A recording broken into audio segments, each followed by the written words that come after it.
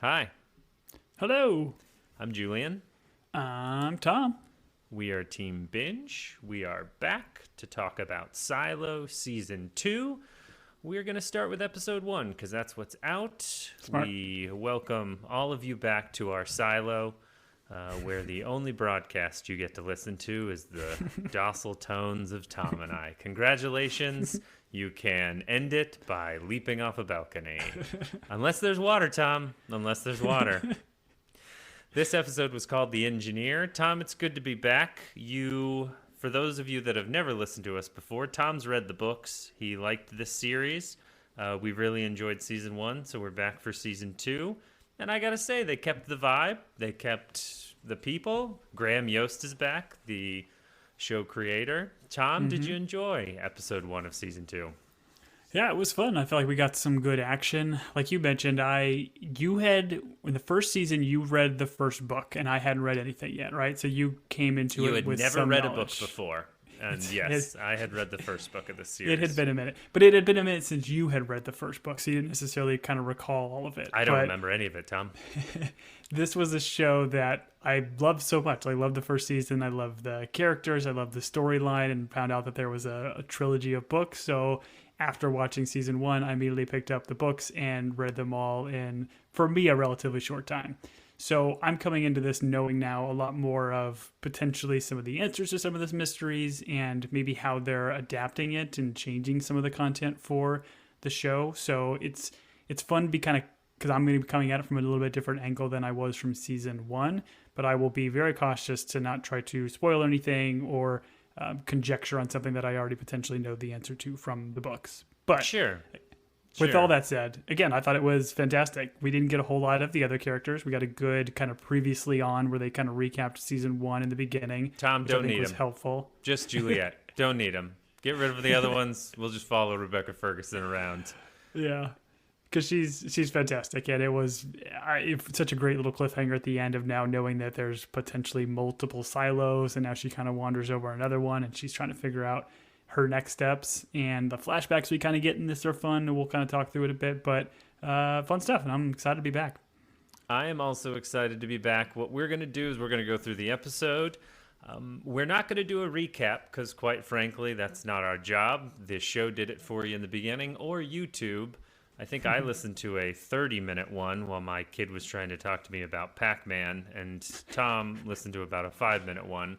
So we're all caught up, but we will try to keep the recapping to 0. But there are some questions I feel are important to ask because what I liked about season 1, Tom, is obviously there were like the week-to-week storylines, the episode storylines, but there is an overarching mystery and like mythology and things that are happening in this world that you're trying to solve. And so as I was trying to remember season 1, I was like, okay, what are we still trying to figure out? Because season 1 was almost set up like she's trying to solve a mystery. Well, we get those like answers at the end of that season, but the big mysteries that are still out there are, why are we in silos? And how many silos are there? Because there's often, when they get the overhead shot, there's like a bunch of circle mound areas.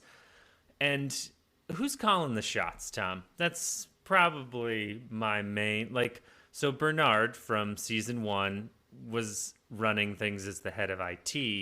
He reports to someone. He's got like the fancy key. Someone's giving him some sort of guidance. Because I just don't think Tim Robbins is the mastermind behind all of these silos. He's just running his. So what's the bigger mystery? And it's been 140 years since the founders created, well, that silo. I guess we don't know if every silo has the same story in history. Maybe they're all told different things in different silos. They don't know about each other. Oh no, Tom, we've gone down a silo hole already. Now Are we in the down deep already? yeah, we're in the down deep already. No, you're right though. Like we got the local mysteries essentially in the first season, and now they expand it to say like what is going on. Especially with Bernard having the key. You thought he was just the leader of IT, and then he becomes the de facto mayor, and then we see him slowly start to kind of reveal more about the cameras and now Sims getting more involved, because you thought Sims might have been more of the heavy, but he's necessarily not necessarily. He's more of like a lackey for Bernard. But when Bernard goes into that like secret room or whatever, uses his 18 key, that's where things start to kind of blow up, and you think, yeah, he's just a cog in the wheels of a greater grand plan. And the assumption is this is Silo 18, and now Juliet is going to find another. Sure. And I don't think this is just an elaborate The Truman Show, like Bernard set up all these cameras just so he's broadcasting this and people at home are watching like the reality TV show of Silo. Although I think you'd get some eyes on those TV screens. They'd probably have to go high def cameras because those cameras seem pretty crappy, but Old school. very old school. So we ended season 1 with Juliet leaving. We find out that the other people that go out to clean die because they have bad heat tape, I guess. But her buddy Walker hooks her up with some cool duct tape. You got to use name brand duct tape, Tom. When it comes to surviving in a like radiation or chemical, whatever it is, environment, you got to use the name brand stuff. Nothing but the best. Nothing but the best. That's true. The cool thing they did at the end of the recap, or at least the beginning of this episode, is they were like, they do the speech about, you know, we don't know when we'll be able to leave the silo. We just know that day is not this day. And then they give the, hey, do you have any last words? And she's like, I'm not afraid. Boom. And I was like, I think people, when they're like, I'm not afraid, they really mean I'm afraid, but I'm going to say these dope words so you guys remember that I wasn't afraid, but I really was, right? If you're walking out to your impending doom, yeah, you got to have a good like phrase that people will remember you by. Yeah, you can't be like, hey, I'm kind of apprehensive about this. It doesn't seem like it's going to be a great time, but I'm super cool with it because I want to go out, you know? Even though this whole thing was set up by Sims and Bernard, she didn't actually want to go out. I thought you were going to use your other catchphrase, oinky boinky. Oingy. Any last words? Oingy boingy. And then they send you out. And for the next 140 years, everyone talks about Juliet, the oingy boingy. All right. Those are for our fans that listen to our Bad Monkey podcast. Welcome. And any other podcast we do, Tom. I've dropped oingy boingy in every podcast we've ever done. Okay. I like how we start here. And it was a little bit confusing, but they cut to another silo, and there's like a revolution happening. And it's so dark, and it's tough to take notes on this show and watch it because you look at like a glowing screen, and then you look up, and you're like, oh, we're just filming a dark cornfield at night? That makes sense. But no, so we're in this other silo. We have this kid running with a torch. Seems like symbology, sure, in some way. I just assumed this was like Silo Olympics. Right. And he was going to throw it on the bigger torch, and Muhammad Ali was going to hold it up because Muhammad Ali exists in each one. Each silo gets a Muhammad Ali. You get a Muhammad Ali. You get a Muhammad Ali. So he runs by, and we see like protest posters. They use some unflattering words about the founders. My kid would have died laughing had he walked in and read the words, and then he would have been sent to his room. But we have the sheriff who seems to be running this crew, and I saw the face of this actor, and I was like, oh, I know that guy. And it took me a second. I thought he was from Battlestar Galactica, but then it took me another second, and I realized it's Ross McCall who plays Joe Liebgott in Band of Brothers, which makes sense because Graham Yost is the creator of the show, and Graham Yost was a big part of producing and working on Band of Brothers. So you'll see some Band of Brothers through lines, I think, with the cast, which I always enjoy. We had that, and we had that last season, right? Wasn't one of the guys who kind of like helped Juliet, I don't know, figure some mysteries out. He was like the painter or something like that. He was a former Band of Brothers guy too, right? Yeah, the actor's name's Rick Gomez. He played Patrick, the guy with the giant beard that helps them do a little bit of hacking, Tom. You and I love shows about hacking. All right, so I didn't understand. They have this fight on the bridge, and he says something about keep Russell alive. I don't know that Russell's going to develop into a character, because I believe Russell's who he throws off the bridge, or throws... This was all confusing. I enjoyed this. It looked terrible. This is not a fight I would have enjoyed participating in. It seems like those guys that rushed the bridge first probably should have had the shields in maybe a like Spartan type phalanx, but whatever. It's fine. Let's not talk tactics, Tom. Let's just talk.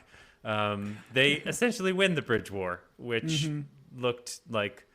I also don't like heights, Tom, so I would not be on the edge. I would be dead center of that bridge the whole time. This was not a good episode for someone who doesn't like heights, that's for sure. Well, yeah. And, I mean, you're going to build this, like, impromptu bridge. I mean, at least put some railings on it, right? OSHA's going to be up their butts. Oh, exactly. Yeah, anything over 4 feet, yeah, you got to have railing. Good point, Tom. Your phrasing is questionable, but OSHA's doing a good job, Tom. Let's not... vulgarize them. My assumption with the Russell is like maybe Russell's the Bernard of this silo. Sure. And the sheriff is kind of coming after him and he wants to have a chat with him. Because like they do kind of yada yada it about like them. I guess the sheriff then is like cleaning himself up in the mirror with his wife or whoever. And then he's like, I don't know what the phrase was, but he's like, oh, we're going to go outside. Let's do it because we're just going to die here anyways. Like you don't really get what else is going on. And I'm wondering if they're going to go back to this story and keep letting us know what happened to the silo, or is that kind of the end of it? Like, hey, there was an uprising and here we are. I would think with how this episode ends, we are going to get a playback of how it all developed and how it went wrong. And I hope we get some more Ross McCall. I think you're right. I think they probably, and this is just good show writing, they give all the like IT guys loser names. So like Bernard, Russell, there's probably like a Eugene in there, and then Thomas, like, you know, Julian. just those nerd names that like. You beat me to it. Julian's, the Bruce, as our buddy Dal likes to say, they took all the good names. It's a Simpsons reference. Anyways, let's move on. There's a very cool scene where they show our sheriff from this silo like leading the people out. And as a viewer, you're like, oh, no, buddy. No. They give him the green flag. Like all the people are excited. He's like, I'm leading you to glory. And then we cut and it's just a bunch of dried bones in the desert that not even Elijah can bring back. But Juliet sees them and crunches on them like it's the Terminator 2 movie. It seemed a little bit disrespectful, right?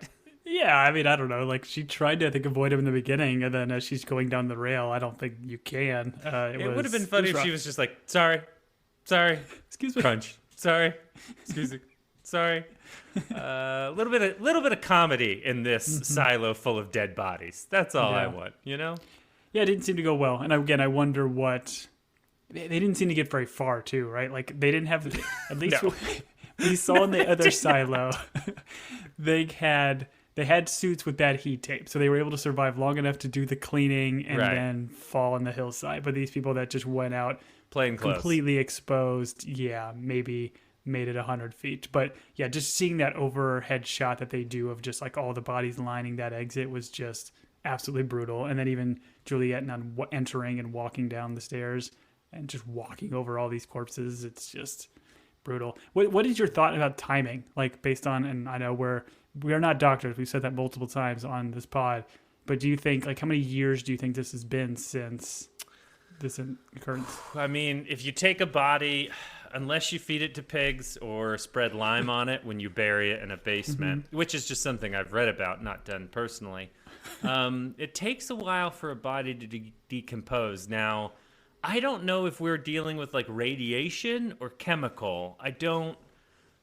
I'm a little bit concerned with what the atmosphere is like. So I'm going to go roughly 15 to 20 years. That's what I'm saying from when they exit. It could be 5 minutes though. I'm not a scientist.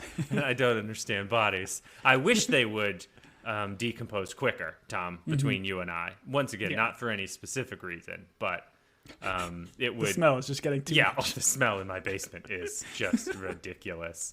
I did like this.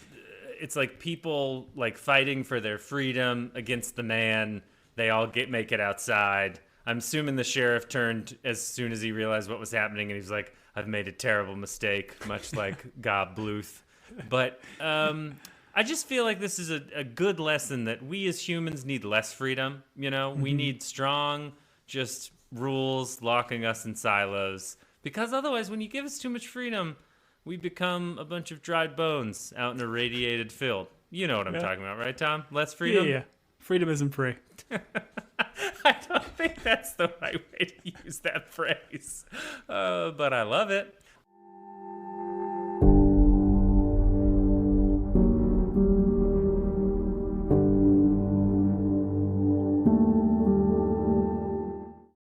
Hey there, Ryan Reynolds here. It's a new year, and you know what that means. No, not the diet. Resolutions.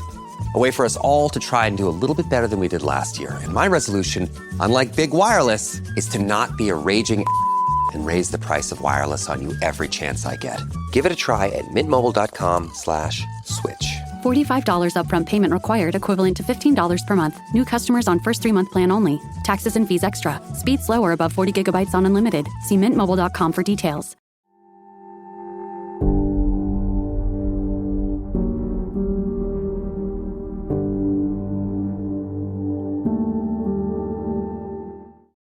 We have a lot of Juliet trying to like get through things and open things.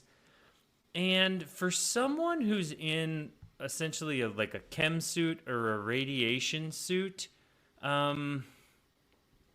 she's not being very careful. Like, she fights this crowbar on the door to try and get in. And I'm like, you realize if you rip your suit, you're dead. And she's like, she was doing like a gymnastics. I thought she was doing a muscle up, like on the crowbar when it was above. Fancy. I was so confused. And also I was like, please be careful. Once you die, we have no one else to watch in this show. So what's going on here? But she was being it a in. bit flippant, yeah, for sure. And like, I like the acrobatic stuff that she does to essentially open the door. But I just love how it's getting us right back into how smart and brilliant she is about like she's decontaminating her suit to the best of her ability. Like the suit essentially runs out of air, so she's got to crowbar herself to get it all off. Like, she's making the smart decisions, and even as we get through the episode, like, her engineering and just ingenuity to kind of solve problems is fun to watch. So I would generally agree with you. There is a moment when you're watching her violently hit her visor with a crowbar where you're like, is this the best course of action? And then she just starts cutting open the suit like she's, I don't know, trying to break down a body and bury it in her basement. It's like so much stabbing, and you're like, if you stab yourself, there's no medical around. Also, that water looked almost worse than the air. Don't pour it on you as you're trying to decontaminate. But this is something I do recall from the books, where like to decontaminate herself, it's not just water, it's like tomato soup or whatever. So it's like what was in those things was like a soup. And I think in the book, she's got like a massive thing that she just pours all over herself when she takes the suit off as a means to try to decontaminate. When she kind of pours it on herself on the suit, I don't know how much that helps. You figured you want it more on your body, but I thought that's kind of a fun call to directly from the book. Yeah, something tells me Rebecca Ferguson was like, I am not pouring tomato soup directly on my body. She's like, I will come and do your show, but it will be while I'm in a suit. I always thought it was red Gatorade that you use to decontaminate people, and that's why they do it after football games, because the coaches have so much football on them that you have to... Only the winning coaches. Only the winning coaches, that's true. Tom, I skipped over something that I'd like to talk about. If you are in this situation and you discover a silo and it's just dead bodies, wall to wall, floor to ceiling... You gotta walk through them, crunch them. I'm a big no on this. I'm not going into a dark silo with a bunch of, like, obviously ghosts. I mean, all these people had souls. Now the silo is haunted by their ghosts because ghosts can't go through radiation. We all know that. I would not do. I would honestly probably go back to my silo or go find a different silo. Does she just stick with this one because the door is kind of ajar, or this was the nearest one? In the book, she's quickly running out of air. So she goes to the first silo she sees and runs in. But in this one, like they don't really do her running out of air until she has fully gotten into this silo. So I'm Right. kind of with you. And the overall shot or the overhead shot kind of showed all the big circles of the silos pretty close. So I'm with you. If I would have saw all these dead bodies, I'm going to go 30 feet over here and go over this next hill and see if this one's any better. But then the idea is, let me just throw this out there. This she knows might be an abandoned silo. If she goes to another silo that is like active and she goes in front of a camera, like who knows what would happen there too. So like kind of a danged if you do, danged if you don't situation. I don't know. I'd be going door to door. I'd be like, knock, knock, knock. Hey, do you have Diet Mountain Dew and bourbon? And if they're like, what's bourbon? I wouldn't even like respond. I'd already be walking to the next silo. Priorities. And then I'd be like, hey, do you have Diet Mountain Dew? They're like, we have zero sugar Mountain Dew. I'd be gone to the next one. I would be moving on. I'd be in my OD Mountain Dew gear. By the way, we're not sponsored by Mountain Dew, but if you work for Mountain Dew, please come at us. I would love to drink and wear your soda while Yeah, and if you podcasting. have any other listeners that have the promo codes, if you want to send it to Julian at teambingepodcast@gmail.com. He's trying to buy some more hats and I more need, gear. if I get 740,000 more Mountain Dew outdoor points, I can get a UTV. So, yes, please. Our tens of listeners, if you drink thousands of containers of Mountain Dew, please add us. All right, I'm going Tom. for that Harrier jet. Yeah, the Harrier jet from Pepsi. Here's all I'm saying is like she does a lot of things in this episode that I feel like let's take a beat. Let's like test the rope. Let's test the Yeah. bridge. Let's do some things. Let's see if there's water down there. But instead we're going into the haunted silo that's filled with zombie bodies, and I am against it, Tom. Not today. No, thank fair. you. That's fair. And then I did want to mention too before we jump through like the next Yeah. scenes, like her stabbing herself in the head and like suddenly being stuck in the suit did remind me of the Murder at the End of the World, the other show that we did and podcasted for, where Yeah. the person couldn't get out and they just I don't know how they cut themselves out or they couldn't. I thought that was kind of comical, but she got out of this thing pretty easily. So good Pretty for sure her. one person died because their motorcycle helmet wouldn't come off, Tom. So yeah, it was chemically sealed to their neck. That that TV show was a bonkers, to quote you.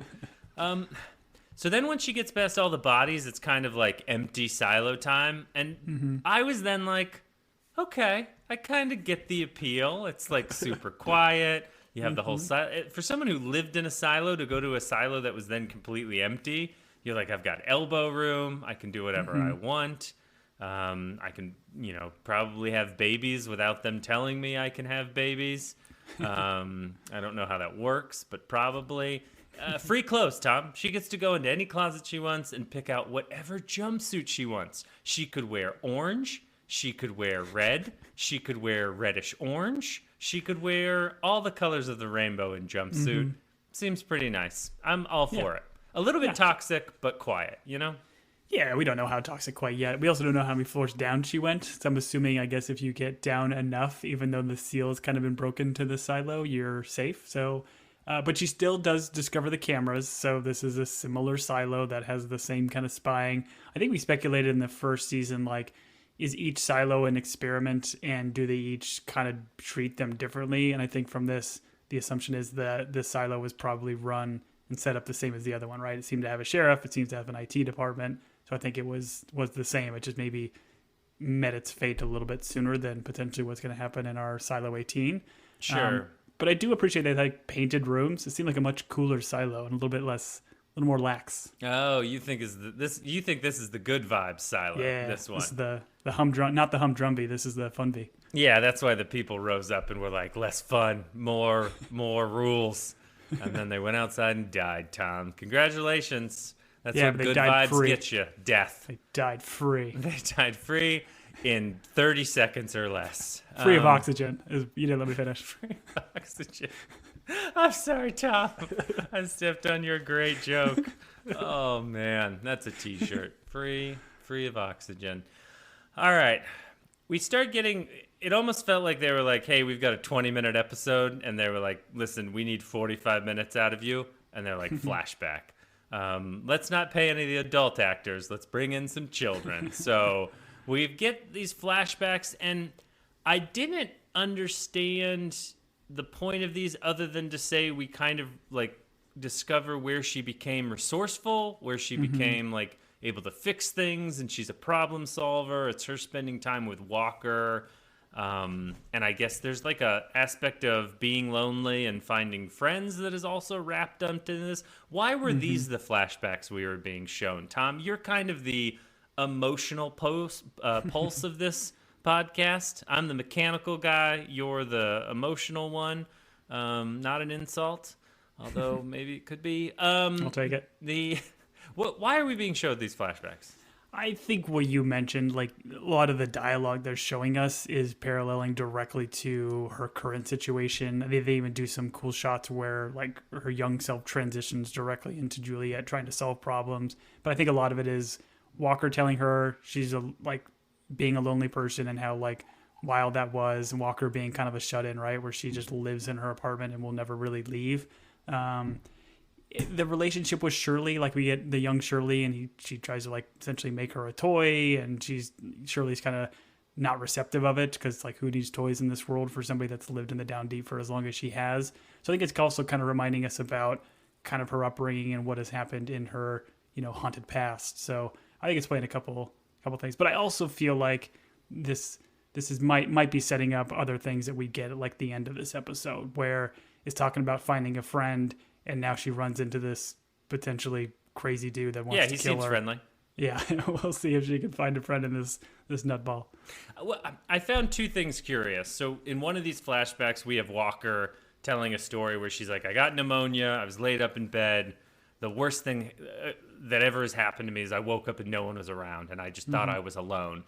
And it's almost like the show's like, hey, audience, being alone's terrible.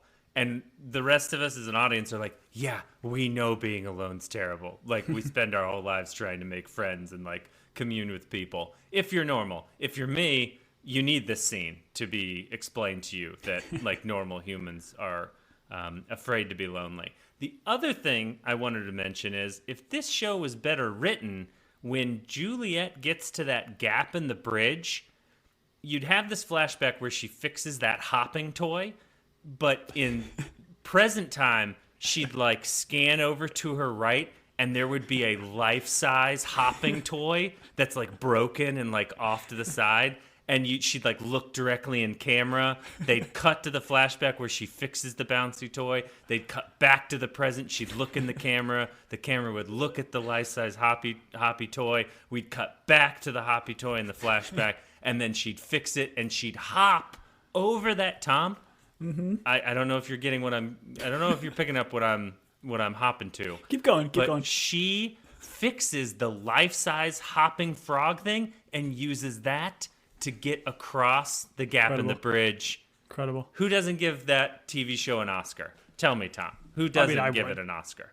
I would. It does seem like a better option than her first option of this rope that we'll talk about here coming up. Oh, you mean her first two options? Because the third one is the only one that I would have agreed with wholeheartedly. But I'm not stuck in a silo alone. But to your point, I do want to say it is fun to watch like the problem solving of it all. And you don't realize how much of this episode was just Juliet until I went to our outline to like think about the other characters, and I was like, oh, this is just like Rebecca Ferguson holding the camera and us like in suspense.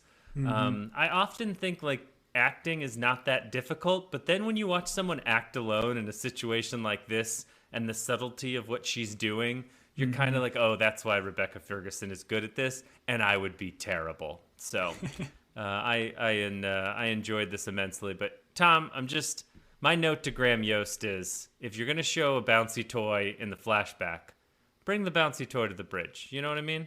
Yeah, I could agree more. That would have been a lot more fun. It would have been a different show, but it would have been more fun. I resent the fact that you think it would be a different show. All right. So at this bridge gap, the show is so dark that anytime a light is on, you're like, oh, go that direction, please, so that I can see my television. What you then get from the lights being on is a bunch of hanging bodies, which they're all in like that riot gear. So are those guys in this world? Are they would have worked for Sim? They would have been like the I think they were enforcers. enforcers. Yeah, I think it's what they called them in the first season. Judicial. I mean, they fell under the judicial. Raiders. That's what they were called, Tom. The Raiders. Okay. Las Vegas Raiders.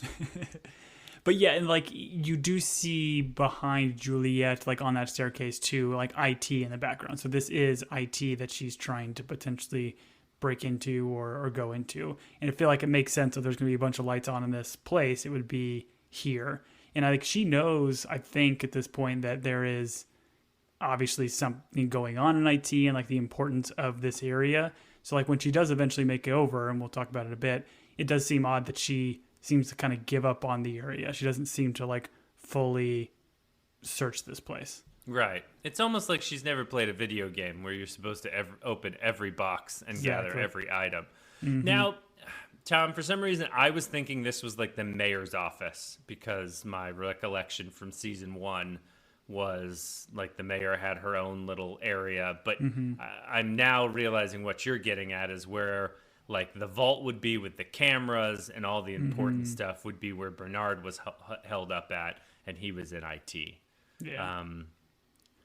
We go on an adventure to get rope, Tom. And rope, as we know, is important. We've all seen Boondock Saints. Exactly. So dragging all the bodies up, cutting them to get the rope was interesting. I did think you've got all those bodies. Can't you just rope the bodies together and swing them from one platform to another and then walk across the bodies? But these bodies are old and they'd probably disintegrate. So, but then the pipes she used kind of disintegrate. This was all very interesting. I also thought we should maybe test some things out before we just either swing on the rope or walk across the weird pipe bridge we've built. But Tom, luckily enough, we don't die from the fall because... Yeah, there's water. Water. I mean, we got in the flash forward-ish where they talked about like, hey, we're going to flood this place. And clearly it's flooded quite a bit, not just like the bottom levels. But I loved the way this was shot where she's falling. And I was like, oh man, the season's going to end over really quick.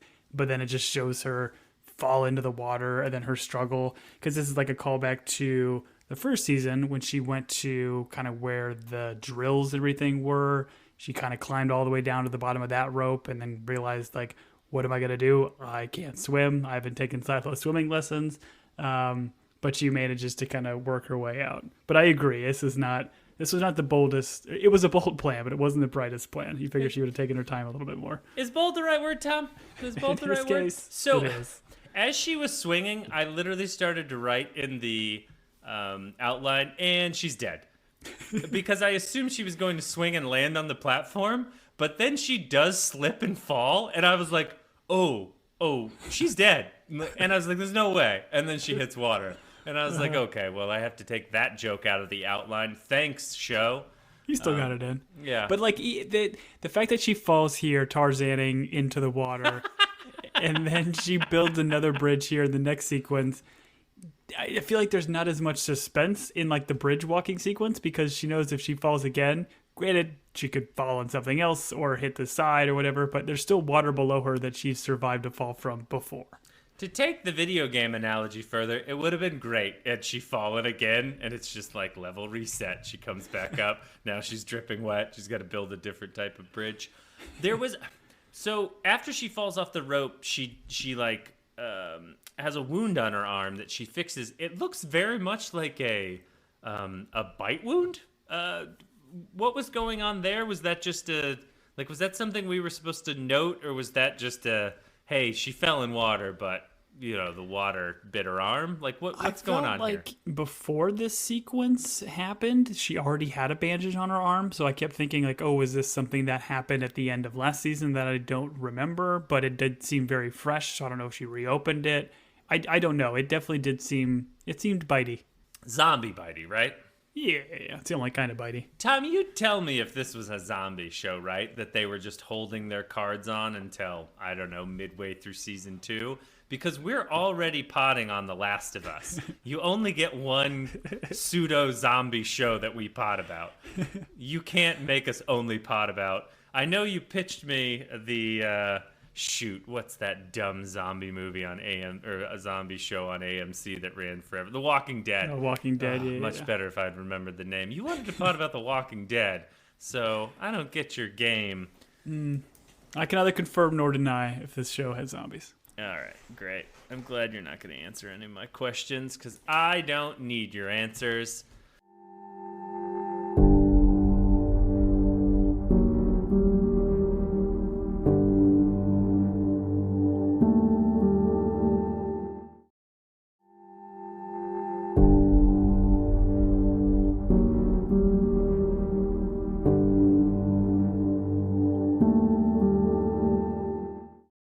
We're building bridges, Tom. We're building bridges. I will say that it was some pretty thrilling bridge building. You know, Yeah. I enjoyed this. Everybody loves a montage, and like seeing somebody that is like an engineer and doing this, it reminded me very much of The Martian and like Mark Watney. Like, I've got to engineer or science the crap out of this, but she's engineering the crap out of it. Yeah, no, she's doing a great job. And Mark Watney was also an engineer. That movie's great. I would pot about that movie right now without notes, Tom.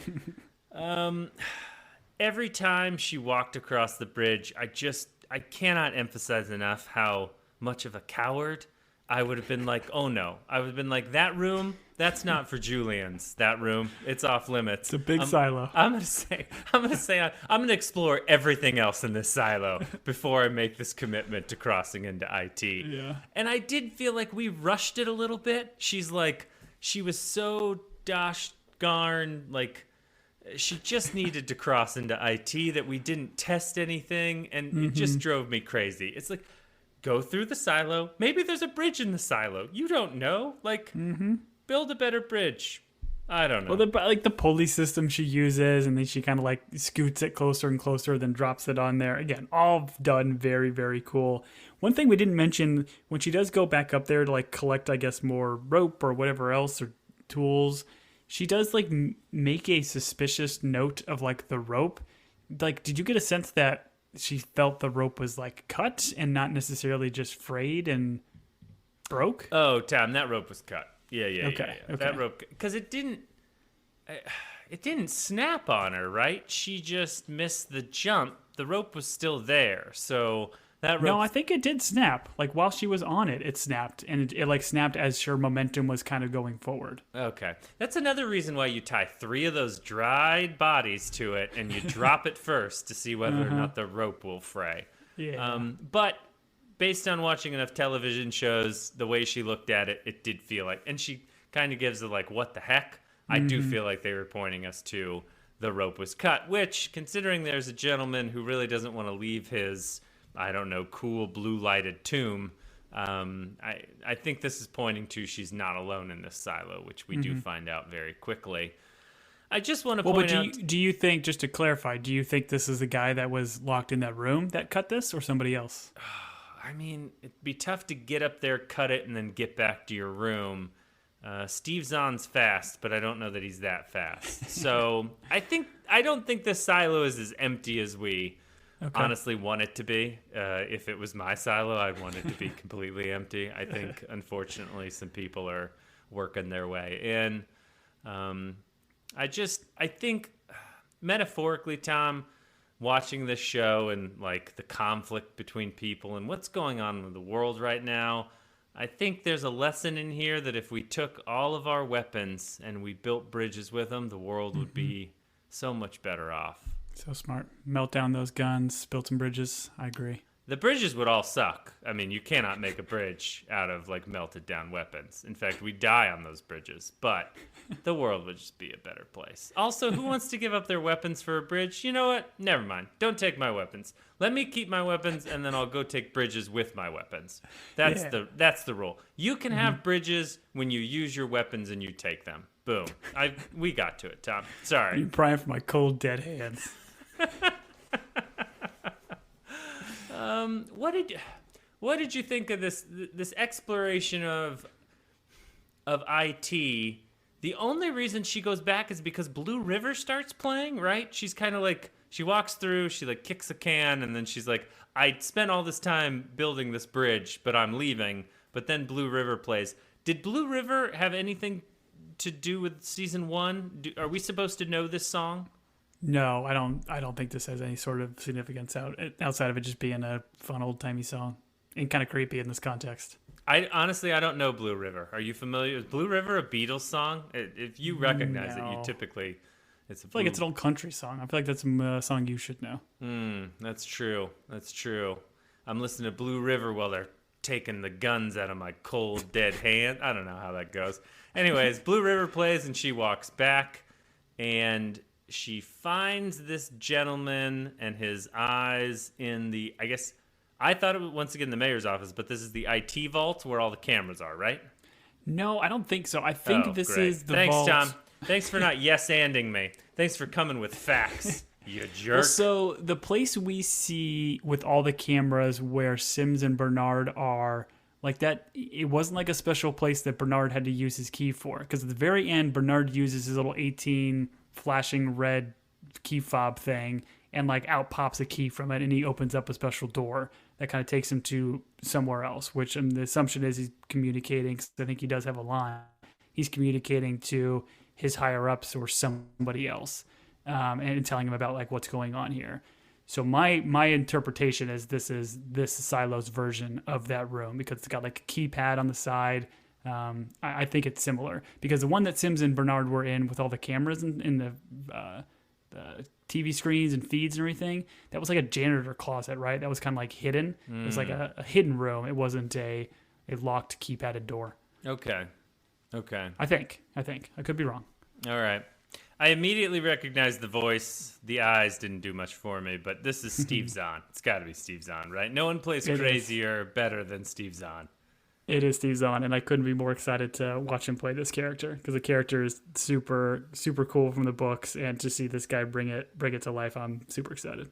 The last thing I watched Steve Zahn in, I think, was that season of White Lotus, and Yes. he was so great in it. Oh, man. I know he's not going to win an Oscar, but he's just fun when he's on screen. Agreed. All right. I enjoyed this episode immensely. It's crazy to think that a single character, and in this place, in this moment, Rebecca Ferguson, like, can hold a whole episode and it's like an empty silo. I thought this was really well done. It felt like it was done during an actor's strike and she was the only one that crossed the picket line, but I enjoyed it. I'm assuming we have to in some way go back to the original silo, right? This is not just she's bounced from that silo, like we don't have to deal with Bernard, Sims, any of those people. She's going back eventually, right? Or is this every season is a different silo where she destroys one silo and goes to the next? And they're like, hey, what happened to the silo she came from? And she's like, oh, no, they're cool. They miss me, but everything's good. No one's dead over there. Like, what? Well, I'd argue most of our work is already done on this silo, because, a lot of people already get in this one. She's like, no, the silo I just came from, they're thriving. They love it there. Everything's great. A lot of people are saying it's the best silo. Like, all of that. I've watched the trailer for this season, and there's definitely, like, Bernard handling with the after effects of her leaving and him trying to probably spin it and do his IT, I don't know, spin the story of what's going to happen here. He's like, oh, we were hacked. That's all he's going to say. That's the TV show. Yeah, we're definitely still going to get those characters, because there's plenty of characters like in Sims and Shirley and some of the other stuff that are going to be interesting to go back and see. So whether Juliet is able to rejoin them somehow, I think remains to be seen. All right. Well, did you enjoy it? I did, man. Again, I just love the vibe of the show. I love Rebecca Ferguson. She's just incredible. But I am excited to certainly see Steve Zahn and get back to some of our other characters, because I still think there was a lot of fun stuff going on. We didn't even mention Paul Billings is kind of the other sheriff that kind of took over and was a straight-laced guy by the book, but now he's kind of seen that Georgia book and he's kind of like maybe questioning things. And There's he's still got a lot the of fun syndrome stuff. that he's trying to Yes. hide, but he's going to become sheriff. Yeah, so I'm Yeah. hoping we go back to that. Honestly, it's going to be confusing because it's a lot of characters. This was a nice re-entry into the show because it's like I don't have to remember Right. a ton. Like this could stand alone. Tom, we should have talked about it at the beginning. You love the title sequence and the intro sequence of shows. You watch it the first go round. This was different than season 1, and I watched it and I thought it was animated in like a painted. I don't know. I thought it was kind of cool. I thought the same thing when I watched it, where I'm like, oh, this seems different. But I mean, it's obviously been a minute since we watched the first season. I do remember a lot of the same elements being the same, though, with like the spiraling staircase looking like a DNA strand, or like the apple falling from the tree and like growing into a new plant or something. So I'm not sure if it was very different from the first, but it definitely had a lot of similar vibes to some other shows that we've done. Like, what was the recent show we did with all the multiverses in the box? Dark Matter, my Dark friend. Matter. Yeah, similar kind of vibes to Dark Matter and some of these other ones. So I'm assuming they use a similar company or guy, or It's just one guy. His name's George. he does He's it head all. of IT in one of the silos, Tom. George. Yeah. Actually, Computer George is the one that, anyways, took a nosedive. Ooh, let's move on from that happy thought. I'm excited. We're going to go episode by episode. For those of you that are watching along with us, you can reach out. We'd love to hear from you. You can reach us at teambingepodcast@gmail.com if you have theories, if you have questions, if you have something that you're upset about, just generally in the world. Make sure that attention is to Tom. He loves reading those. Thank you. Tom, what did I forget? Yeah, follow us on the socials at Instagram or Twitter at Team Binge or at Team Binge Podcast, respectively. Let us know what you think of the show. Again, if you've read the book, stay away from the spoiler stuff. But if you have any kind of theories or general ideas, please let us know. As we've mentioned throughout this first episode, we have covered plenty of other shows. Most recently, Bad Monkey, Silo. We started this whole thing with Ted Lasso. Lot the of After Apple. Party. Lot of Apple in A lot there. of Apple shows. So go check out our back catalog if you're having a fun time. And if you've liked any of our previous shows or enjoying what we're doing here, please take some time and go to Apple Podcasts and throw us a review. We would greatly appreciate it. Yes, we would. We also have T-shirts somewhere out in the world, I think on TeePublic. Those don't really matter, but what I think is important is because we do a lot of Apple shows, Tom, I would like to give a recommendation that people watch the Tom Hanks movie Greyhound. It's incredible. I'm currently reading the book it's based on, The Good Shepherd, and it is definitely worth the 90-minute runtime. That, man, remember when movies were 90 minutes, Tom? Yeah, That's when we good old were days. still a country. Anyways, for Team Binge, I have been Julian. And I have been Tom. Until next week, everybody.